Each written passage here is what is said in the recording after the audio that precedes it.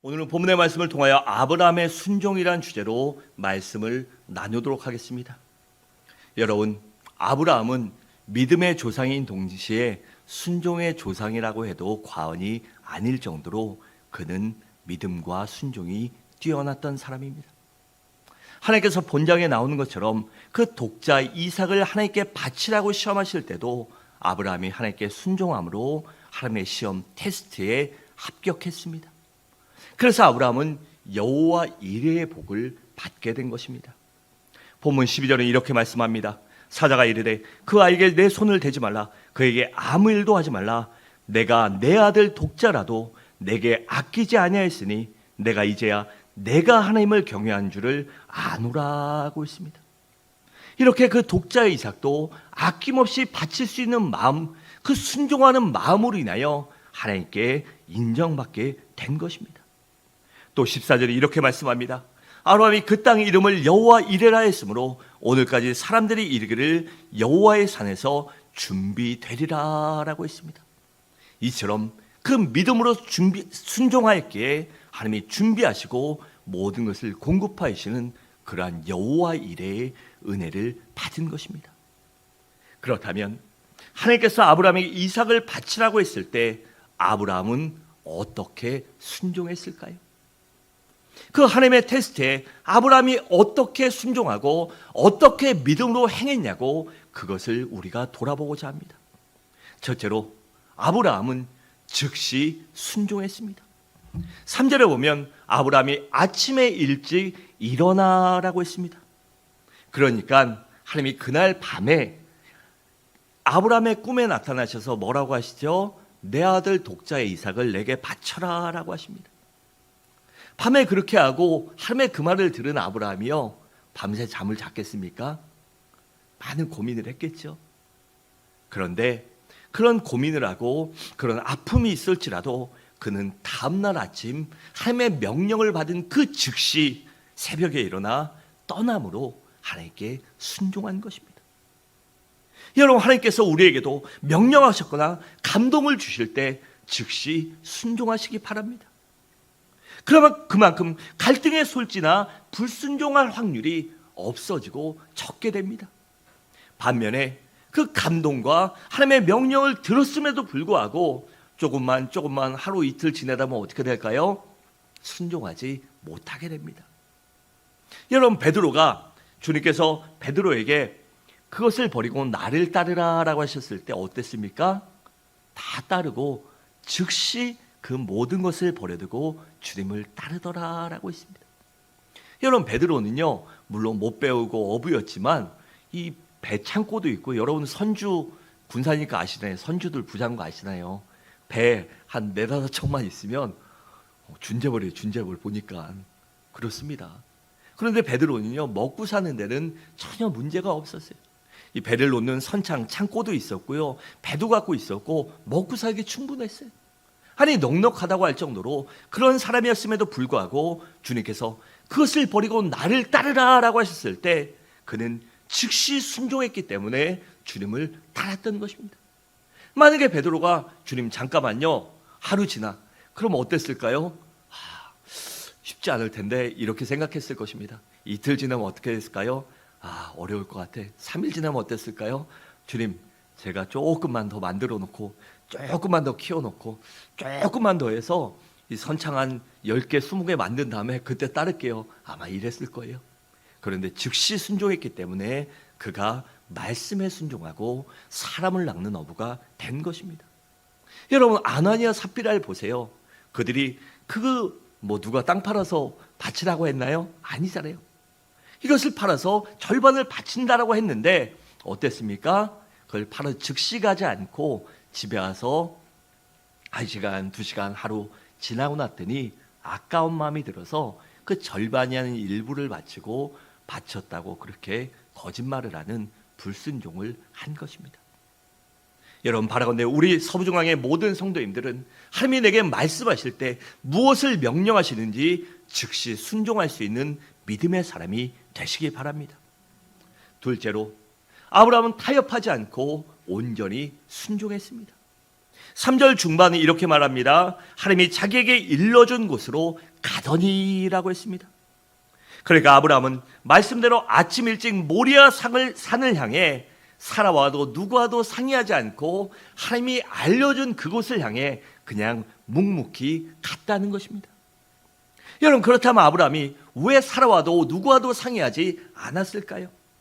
여러분, 만약에 그 하나님의 명령을 살아와 상의했으면 어떻겠습니까? 원래 아빠보다 엄마가 더 강하잖아요. 그래서 아빠는 10달 동안 배 알아서 난 게 아니잖아요. 아빠는 씨를 주고 그 아내 사랑하고 아이를 사랑하는 마음은 있겠지만 10달 동안 뱃속에 넣고 그 키운 건 엄마입니다. 그래서 저도 아기 때요, 저도 아이들 굉장히 사랑해요. 그리고 뭐 신장도 하나 줄 수 있고 그래요, 고민 없이. 그런데 아기 때는요 얼마나 힘들었는지 몰라요. 정말 막 짜증도 나고요, 막 그랬어요. 애들 막 밤새 울어제끼고 막 하면요 짜증나고 그냥 처갓집 보내놓을까 막 이런 생각도 들었어요. 여러분, 아빠보다 엄마가 더 사랑이 강해요. 그럼 만약에 살아와 상의했다면 아마 아브라함이 순종한데 조금은 장애가 있었을 것이에요. 또 집안에 있는 많은 가신들과 상의했더라고 하더라도 대신에 이상만큼 그냥 아브라함이요, 당신의 재산 절반을 아니면 80% 70%다 바꿀 수 있잖아요. 그걸 차라리 드립시다 라고 얘기했을지도 모릅니다. 그렇기 때문에 아브라함은 누구와도 상의하지 않고 하나님의 말씀을 최우선으로 여겼기 때문에 그 명령만을 따라 즉시 타협하지 않고 온전히 순종한 것입니다. 여러분, 진정한 신앙은 그래서 타협하지 않는 것입니다. 그런데 우리가 이렇게 온전히 순종하려고 할 때 사단이 가만히 있을까요? 사단이 언제나 유혹합니다. 언제든지 타협하라고 우리에게 요구합니다. 언제든지 너 왜 너만 유별나게 그래? 왜 너만 유독 그래? 라고 그렇게 얘기해요. 여러분, 그런데 온전히 순종하는 것이 순종하는 것이지 일부만 순종한다면 그것은 어떻게 보면 조금 심하게 표현하면 순종하는 것이 아닙니다. 그렇잖아요. 요새는 젊은 친구들이 그러잖아요. 이 사람도 좋고 저 사람도 좋고 막 그래서 그 옛날에 그 뭐 두 그룹 중에 두 사랑이라는 노래가 있었어요. 그럼 어떤 여자가 이 남자도 좋고 저 남자도 좋고 둘 다 너무 좋아서 왜 둘 다 사랑하면 안 되느냐 이런 노래예요.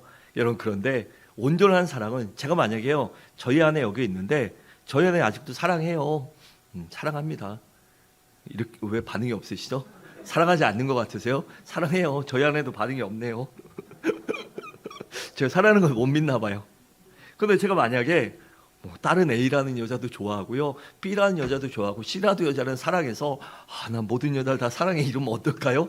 그 사랑은 온전하지 않습니다. 평지풍파나는 거죠. 여러분, 하나님도 마찬가지입니다. 하나님은 하나님 말씀에 온전히 순종하고 하나님만 사랑하기 원하셔요. 그래서 하나님께서 뭐라고 그러십니까? 나 외에 다른 신에게 내 영광을 주지 말라라고, 나 외에 다른 것에게 내 영광과 내 사랑을 주지 말라고 그렇게 명령하십니다. 특별히 마태복음 16장 21절에 24절은 이렇게 말씀합니다. 이때로부터 예수 그리스도께서 자기가 예루살렘에 올라가 장로들과 대장들과 서기관들에게 많은 고난을 받고 죽임을 당하고 제3일에 살아날 것을 제자들에게 비로소 나타내시니, 이때 베드로가 어떡하죠? 베드로가 예수를 붙들고 항변하여 이르되 주여 그리마옵소서, 이 일이 결코 죽게 미치지 아니하리라. 예수께서 돌이키시며 베드로에게 이르시되 사단아 내 뒤로 물러가라. 너는 나를 넘어지게 하는 자로다. 내가 하나님의 일을 생각하지 아니하고 도리어 사람의 일을 생각하는도다 하시고, 이에 예수께서 제자들에게 이르시되 누구든지 나를 따라오려거든 자기를 부인하고 자기 십자가를 지고 나를 따를 것이니라 라고 하십니다. 여러분, 베드로의 말은요 인간적으로 보면 참 의리 있는 말이죠. 근데 이 의리 있는 말하고 끝까지 의리를 지켰다면 얼마나 좋겠어요. 근데 의리 있는 말만 하고 행동을 안 했죠. 베드로가 이렇게 주님께 타협을 요구합니다. 왜 주님이 그 십자가를 저합니까? 당신이 하나님의 아들이라고 그러지 않고 이 사람이 메시아 아닙니까? 그럼 힘으로 하나님의 능력으로 천군과 천사를 동원하여 싹 다 정벌해버리고 하나님의 아들을 나타내면 되지 않습니까? 라고 그런 생각으로 베드로 말한 것이에요. 하지만 하나님의 뜻은 무엇이었습니까? 예수 그리스도가 십자가에서 온 인류의 모든 사람의 죄를 짊어지고 그 죄의 속죄의 어린 양, 유월절 어린 양이 되는 것이 하나님의 뜻이었기 때문에 예수님은 하나님의 뜻에 따라 조금도 타협하지 않고 3번씩이나 하나님께 부르짖었지만 하나님께서 아니야, 네가 6월절 어린 양이 돼서 죽는 것, 그것이 내 뜻이라고 하시다. 주님께서 뭐라고 하시죠? 아버지여, 내 원대로 마시고 아버지의 뜻대로 하옵소서라고 온전히 순종합니다. 여러분, 그래서 우리 성도들도요, 살아가면서 가족 간에 서로 신앙이 다를 때는 언제나 믿음 좋은 사람이 결단하고 믿음대로 행해야 결국에는 살게 되는 것입니다. 그래야 온전히 순종할 수 있고, 그래야 우리가 순종하는 만큼 우리가 믿는 것이고, 하나님을 믿는 만큼 하나님께서 내게 갚아주시고 역사하시기 때문입니다. 셋째로, 아브라함은 하나님 말씀대로 순종했습니다. 3절 하반에 보면 이렇게 말합니다. 하나님이 자기에게 일러주신 곳으로 가더니라고 했고, 9절에 보면 하나님이 그에게 일러주신 곳에 이른지라라고 했습니다. 여러분, 그렇다면 하나님이 일러준 곳이 어디이죠? 바로 2절에 모리아산이에요. 그런데 모리아산은 지금 예루살렘에 있는 성전에 있는 곳으로 다윗이 제단을 쌓았던 여부스의 타작마당이 있는 곳입니다. 그러니까 아브라함은 그 모든 것에 준비된 하나님이 지시한 땅으로, 하나님이 명령하신 곳으로 갔다는 것입니다. 여러분, 참된 순종은 하나님께서 지시하신 대로, 말씀하신 대로, 명령하신 대로 순종하는 것입니다. 그러기 위해서는 나의 생각과 나의 의지와 나의 고집을 버릴 줄 알아야 합니다. 그래, 누가복음 9장 23절은 이렇게 말씀합니다. 또 물에게 이르시되 아무든지 나를 따라오려거든 자기를 부인하고 날마다 제 십자가를 지고 나를 따를 것이니라 라고 했습니다. 이처럼 온전히 주님을 따르기 위해, 온전히 순종하기 위해서는 내 생각과 아집과 고집도 내려놓을 줄 알아야 합니다. 여러분, 자기 멋대로 순종하는 것은 참 순종이 아니고 지시한 대로 순종해야 참 순종하는 것입니다. 저희 아이가 지금 여기 제가 물 좀 떠다 달라고 얘기했거든요. 근데 물을 떠다 주는데 제가 물을 왜 먹습니까? 목이 타니까. 말이 빠르고 제 비염이 있다 보니까 숨을 잘 못 쉬고 입으로 막 같이 숨을 쉬니까 입이 말라요. 입이 마르고 목도 마르고 하니까는 물을 먹는데, 저희 아이가 아빠 물 좀 떠다 줘 이랬는데, 만약에 아빠 물보다는 커피를 더 좋아하니까 커피를 타다 줘야 되겠다. 이렇게 커피 타면 어떤지 아십니까? 더 말라요. 그리고 만약에 아빠 단 거 좋아해 그래갖고 만약에 설탕 꽉 타가지고 나오면 입이요, 침이 막 고여갖고요, 말을 못합니다. 아니면 아빠 피곤할 테니까 여기다가 비타오백을 막 2병 3병 들이받아 주면 어떻습니까? 밤에 잠 못 자죠. 여러분, 그러니까 말씀대로 순종하는 것이 진정한 순종입니다. 내가 그것이 어떻든지 간에 하나님이 말씀대로 순종하는 것, 그러한 순종하는 우리 성도님들 되시기 바랍니다. 넷째로, 아브라함은 온전하게 순종했습니다. 4절은 이렇게 말씀합니다. 제4일에 아브라함이 눈을 들어 그곳을 멀리 바라본지라 라고 했습니다. 여러분, 아브라함의 일생 중 이 모리아산까지 가는 사흘, 이 3일이라는 시간이 아마 가장 힘들고 가장 어려웠던 시간일 것입니다. 사라를 뺏기고 도망갈 때도요, 이렇지 않았을 것입니다. 왜? 한치 건너 두치, 아내는 넘이잖아요. 넘. 무초니까 넘이 될 수 있잖아요. 그런데 이 독자 이삭, 100세에 낳은 아들, 정말 금쪽같이 살아가는 이 아들을 제물로 바치러 가니 그 3일이 얼마나 길고 얼마나 아프고 얼마나 힘들었겠습니까? 그래도 불구하고 아브라함은 끝까지 순종하는데, 이것은 아브라함의 신앙이 얼마나 신실한가를 보여주는 것입니다. 여러분, 신실한 사람은 요령 피우거나 핑계대지 않고 끝까지 온전히 순종합니다.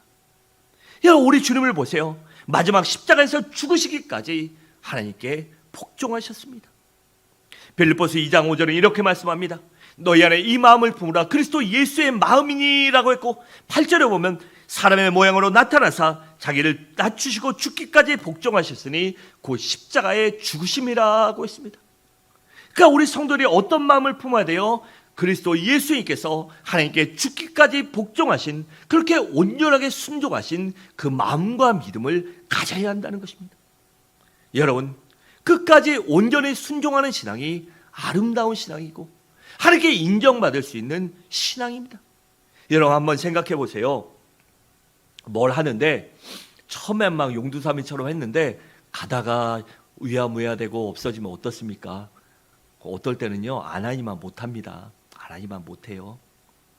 그리고 사람도 그러면 어떻습니까? 아이들이 학기 신학기 되면서 공부 열심히 해야지, 이번에는 몇 등 해야지 했는데 좀 지나다 보니까 힘들고 귀찮으니까 핸드폰도 하고 싶고 친구들이랑 놀고 싶고 게임도 하고 싶고 이래서 공부 안 하면 어떻게 됩니까? 당연히 성적 안 나오죠. 그러면 공부하고 열심히 한 걸까요? 아닙니다. 끝까지 순종하는 것, 끝까지 열심히 하는 것, 그것이 바로 온전한 순종이기 때문입니다. 다섯째로 아브라함은 겸손하게 순종했습니다. 우리 5절을 함께 읽겠습니다. 시작.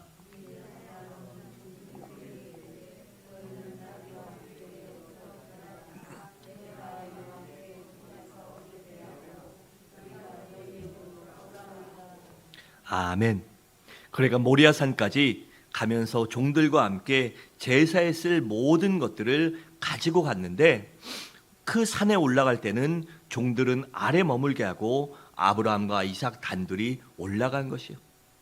여러분 이것이 무엇을 의미할까요? 바로 아브라함의 겸손을 보여주는데, 그러니까 하나님께 제사 드리는 것은 다른 사람에게 시키는 것이 아니라 자신이 직접 한다는 것입니다. 여러분 신앙이란 이런 것이에요. 여러분 내가 직접 하는 것, 그것이 바로 신앙입니다. 여러분 그렇잖아요. 저희도 저희 아이들 믿음과 신앙을 위해서 기도 많이 하고 얘기도 많이 해요, 아이들하고 저는.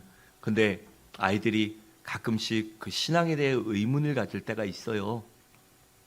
그럴 때 어떤 얘기를 해주냐 하면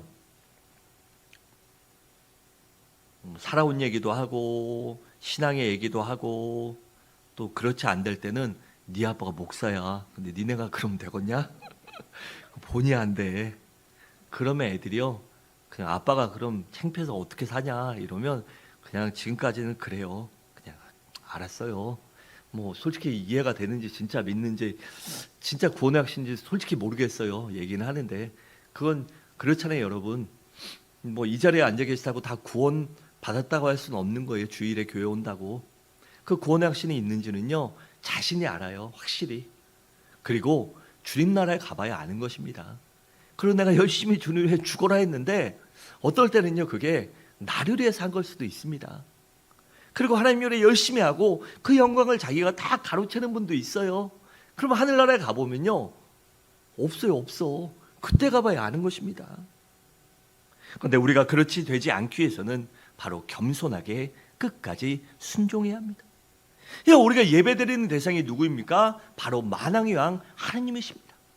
그렇다면 그 하나님 앞에 어떤 태도로 예배드려야 할까요? 바로 겸손한 태도로 예배드려야 합니다. 여러분 하나님께서는 겸손한 자의 예배나 기도는 받으시지만 교만하거나 형식적인 사람들의 기도, 예배, 그리고 체면 때문에 드리는 것들은 받으시지 않습니다. 그래 내가 목사니까, 내가 장로니까, 권사니까, 직분자니까 그냥 이렇게 교회 나온다, 그 마음으로 그냥 나온다, 그날 공치는 겁니다. 세상 말로 공치는 거예요. 내가 진짜 하나님께 예배하는 자가 돼야 되겠다, 그 마음으로 겸손하게 나올 때 우리가 하나님을 만날 수 있고 하나님께 그것이 상달되는 것이지, 그러한 것들로 할 때는 오히려 때로는 그것이 우리에게 독약과 같은 안 좋은 결과를 초래하기도 합니다. 그래서 우리는 아브라함처럼 내가 하나님 앞에 예배드린다, 그 마음과 자세로 겸손하게 예배드리시기 바랍니다. 여섯째로 아브라함은 믿음으로 순종했습니다. 우리 7절과 8절을 함께 읽겠습니다. 시작.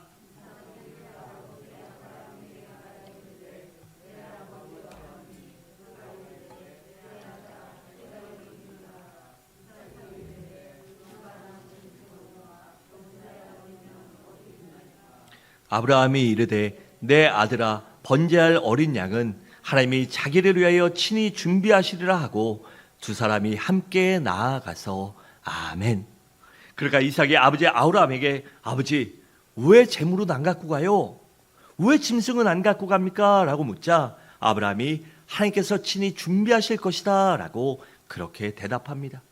여러분, 이것이 무엇을 의미할까요? 그것은 바로 아브라함이 믿음으로 순종한 것을 말합니다.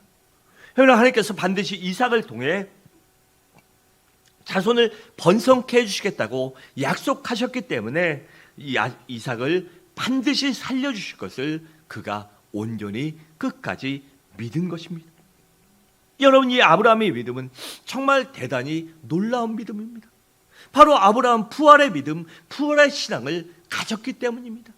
하나님께 번제 드릴지라도 하나님의 이삭을 살려주시라, 하나님의 약속의 말씀대로 이삭을 통하여 내 자손들을, 후손들을 번창케 해주시겠다, 이삭을 통하여 하시겠다는 그 약속을 끝까지 믿었기 때문에 이렇게 할 수 있는 것입니다. 그래서 이삭을 가리켜 예수 그리스도의 모형이라고 그렇게 부르는 것입니다. 여러분, 참 믿음은 부활을 믿는 것입니다. 그 부활을 믿는 자가요, 충성도 할 수 있고 순교도 할 수 있고 죽을 수 있고 헌신할 수 있고 하나님 앞에 진정으로 헌신하는 그러한 봉사자, 사명자가 될 수 있기 때문입니다. 일곱째로 아브라함은 진실하게 순종했습니다. 9절과 10절은 이렇게 말씀합니다. 하나님이 그에게 일러주신 곳에 이른지라 이에 아브라함이 그곳에 제단을 쌓고 나무를 버려놓고 그의 아들 이삭을 결박하여 제단 나무에 놓고 손을 내밀어 칼을 잡고 그 아들을 잡으려 하니라고 했습니다. 여러분, 아브라함은 이삭을 죽이려는 척하지 않았습니다. 어떻게 보면 끔찍한 일인데 진짜 아들을 죽여서 이 제물로 제사 드리려고 했어요. 그러니까 아브라함은 진실되게 끝까지 순종한 것입니다. 여러분, 만약에 아브라함이 거짓되게 순종했다면, 아마 그러한 마음이 조금이라도 남아 있었다면 아마 산에까지 하인들을 데리고 올라갔을 것입니다. 여러분, 그러면 그 하인들이 아무리 주인이라고 해도 그 독자 이삭을 죽이려고 하는데 그 하인들이 가만히 있었겠습니까? 팔을 잡고 바둑가랭이를 잡고 늘어놓겠죠. 주인님, 왜 그러세요? 왜 그러세요? 그 귀한 아들 왜 죽입니까? 라고 말려주지 않았을 것입니까? 그러면 난 순종하려고 했는데 사람들이 말려서 어쩔 수 없었습니다. 핑계댈 수 있었죠. 여러분, 그런데 아브라함은 그렇지 않았습니다. 그리고 이삭도 마찬가지입니다. 여러분, 지금 이삭이 몇 세입니까? 20대예요. 혈기왕성한 20대 청년이란 말입니다. 그런데 나이 차이가 20살 나도요, 제가 아직까지는 저희 큰애기 작은애기 다 이겨요. 근데 쟤네가 한 4, 5년 지나면 큰애 같은 경우에는 저를 힘으로 압도하겠죠. 그렇잖아요. 한 30살 차이가 나도 저희 큰아들이랑 저랑 30살 차이 나거든요. 30살. 그러니까 30살 차이만 나도요, 못 이깁니다. 못 이겨. 힘으로는. 아빠 아들 뛰고요, 너랑 나랑 너미어 하고 싸우면요 당연히 못 이기죠. 근데 아브라함이랑 이삭은 지금 몇 살 차이 납니까? 100살 합니다. 100살. 말이 100살이죠. 이 꼬부랑 할아버지랑 백발의 노인이랑 젊은 청년이랑 아버지 왜 그래? 이러고 팔 하나 잡으면요, 아브라함이 이삭을 어떻게 할 수 있겠어요? 도저히 못합니다. 아버지 미친 거 아니야? 아버지 미친 거 아니야? 왜 그래? 나 사랑한다며? 나밖에 없다며? 나한테 다 준다며? 나 지금 어쩌려고 그래? 이러고 대들면요 방법이 없었습니다. 그런데 이삭은 그 힘을 갖고도, 혈기왕성한 그 혈기를 갖고도 아버지께 순종한 것은 그가 평소에 얼마나 아버지를 사랑하고 순종하고 신뢰했는가를 볼 수 있습니다. 아니, 아브라함이 평소에 얼마나 삶 속에서 신실하게 하나님을 믿음으로 하나님께 예배하고 하나님 말씀에 순종했는지 그것을 보여주는 것입니다. 여러분, 제일 나쁜 신앙이나 제일 나쁜 것이 척하는 신앙입니다. 하나님은 그런 신앙을, 그런 위선적인 신앙을 싫어하십니다. 그래 주님께서도 바리새인들과 서기관들을 정말 싫어하셔서 그들 뭐라고 그러셨죠? 독사의 자식들아, 회칠한 무덤 같으니.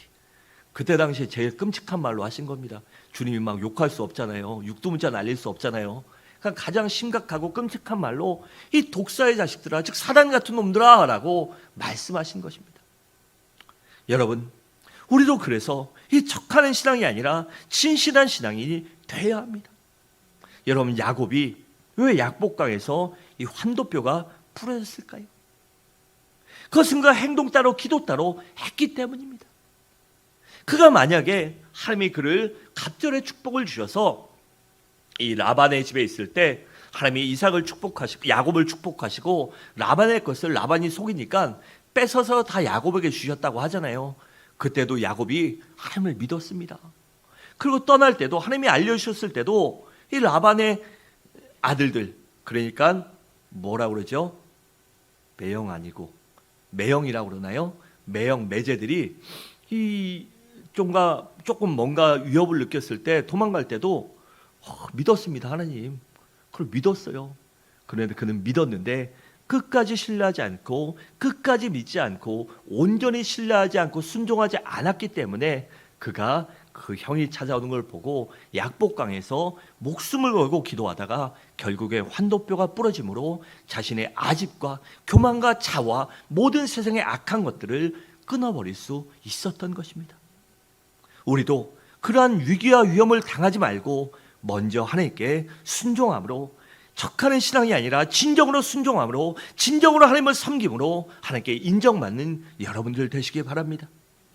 여덟째로, 아브라함의 순종은 무조건적인 순종이었습니다.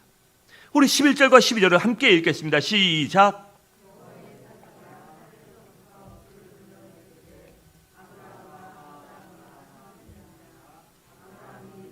내가 여기 있나 하매 사자가 이르시되 그 아이에게 내 손을 대지 말라. 그에게 아무 일도 하지 말라.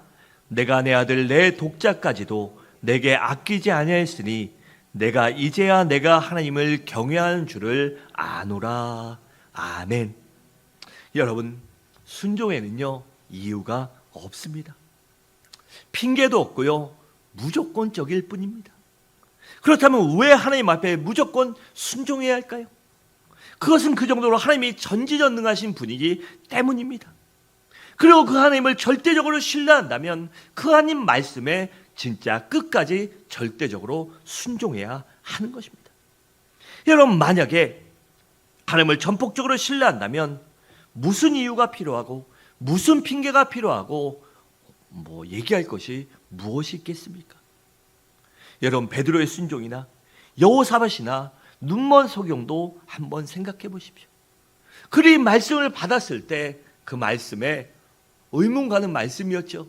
그런데 의문이 가고 납득이 안 되고 이해가 안 될지라도 무조건 순종했기 때문에 눈먼 자가 눈을 떠지고 여호사밧이 하나님의 은혜를 체험하며 또한 베드로도 하나님의 다시 한번 은총을 허락받게 된 것입니다. 마지막으로, 그렇다면 이렇게 아브라함처럼 하나님께 절대적으로 순종한 자의 복은 무엇일까요? 다시 말해, 우리가 하나님 앞에 순종한다면, 진실되게 정말로 순종한다면 하나님이 어떤 은혜를 주신다는 것입니다. 먼저는 하나님께 인정받게 됩니다. 우리가 하나님께 인정받으면 어떨까요? 만사 오케이입니다. 만사 형통하는 거죠. 여러분, 그렇잖아요. 아버지가 막 돈이 많아요. 아니면 잘 나가요. 그런데 그 아들이 개차반이면 어떻습니까? 안 주죠. 저희 군산도 마찬가지고 전국도 마찬가지인데 그 진짜 막 어마어마한 부자들 말고요. 그냥 동네에서 서민갑부 그냥 이런 사람들 보면은요. 그 재산이 아들까지도 넘어가지 않는 집들이 많아요. 저희 고향에도 가보면 시내 중앙동에 건물이 쫙 있고 다들 건물 있고 거기서 잘 나갔죠. 옛날에 경기 좋을 때 다들 돈 많이 벌었죠. 그런데 그 건물 중에요 필요에 의해서 팔고 더 좋은 데로 간 사람 말고 한 60, 70%는요 아들들이 괜히 사업한다고 껍적거리다가요 다 말아먹고 한 3, 40%는 경매 넘어가고 한 절반 이상은 그냥 팔아갖고 빚 가리고 이런 분도 있어요. 또 어떤 분들은 정말 부자인데 죽을 때 아들내미 잘못했 건사했다가 월세방에서 사글세방에서 정말 초라하게 돌아가신 분들도 많아요.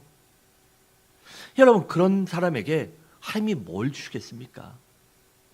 그렇잖아요. 근데 하나님이 정말 우리를 믿는다면, 우리가 믿고 하나님께 인정받고 너는 줘도 돼 라고 끊임없이 하나님이 공급해 주신다면, 그렇잖아요. 인간의 부모는 한계가 있습니다. 사업하다가 한두 번 망할 수도 있죠. 근데 그 아들이 정신 차리고 열심히 하고 정말 하는데 정말 세상이 안 돼서, 기회가 안 돼서, 그렇잖아요. 요번에 뭐 우크라이나랑 전쟁 날 줄 어떻게 알았습니까? 또 뭐 IMF 터질 때 IMF 터진다고 안 사람 몇 명 되겠어요? 그때 망한 사람 무지 많잖아요.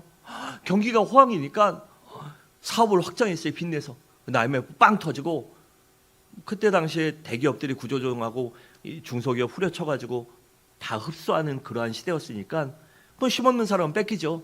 그 상황이 잘못됐다면 부모는 못 도와줘도 하나님은 도와줄 수 있습니다. 그런데 막 망나니처럼 살면 누가 도와주겠어요? 여러분, 우리 모두 하나님 앞에 인정받는 사람이 되시기 바랍니다. 그러면 하나님께서 반드시 우리에게 아브라함 같은 은혜를 내려주십니다. 다음으로는 여호와 이레의 복을 받게 됩니다. 14절은 이렇게 말씀합니다. 아브라함이 그 땅 이름을 여호와 이레라 했으므로 오늘까지 사람들이 이르기를 여호와의 산에서 준비되리라 하더라 라고 했습니다. 그러니까 하나님께서 준비해 놓으신 복이 내 것이 되는 것입니다. 여러분, 베드로가 밤새도록 고기 잡아도 못 잡았는데 주님이 뭐라고 하시죠? 깊은 데로 가서 그물을 던져라 라고 하셔요. 그때 베드로가 순종했더니 어떻게 되죠? 그물이 찢어질 정도로 고기를 잡습니다. 여러분, 그 기적은요, 베드로를 위해서 우리 이미 주님께서 준비해 놓으신 것이, 이미 준비해 놓으셨고 고기도 모아 놓으셨고, 고기들이 눈 멀어서요 싹 다 베드로의 그물에 들어가도록 다 해놓으셨어. 거기에 필요한 건 뭐죠? 베드로가 순종하는 것입니다. 예, 주님, 내가 어부 이렇게 평생 살아오면 사는 거는 도저히 잡을 수 없지만 난 그래 주님 믿어. 주님 말씀 믿고 내가 순종합니다. 잡을 줄 믿습니다 하고 갔더니 어떻게 돼요? 그렇게 잡은 것입니다. 여러분, 우리도 하나님께 온전히 순종함으로 베드로와 같은 능력을 경험하시기 바랍니다. 또한 자손이 잘 되는 복을 받습니다. 17절은 이렇게 말씀합니다. 내가 내게 큰 복을 주고 내 씨가 크게 번성하여 하늘의 별과 같고 바닷가의 모래와 같이 하리니 라고 했습니다. 여러분, 왜 하나님께서 순종하는 자의 자손을 축복해 주시는지 아십니까? 그것은 계속해서 신앙과 축복이 계승되기를 원하시기 때문입니다. 여러분, 하나님은 내가 열심히 하나님 믿었다고 그걸로 끝이 아니라, 그래 너 열심히 했지, 그럼 내가 너를 통하여 복 주고 내가 너의 번성케 함으로 내가 만군의 여호와 하나님을 모든 사람에게 알게 하리라 라는 그런 의지와 목적을 갖고 하나님께 순종하는 자를, 그 자손까지도 축복해 주시는 것입니다.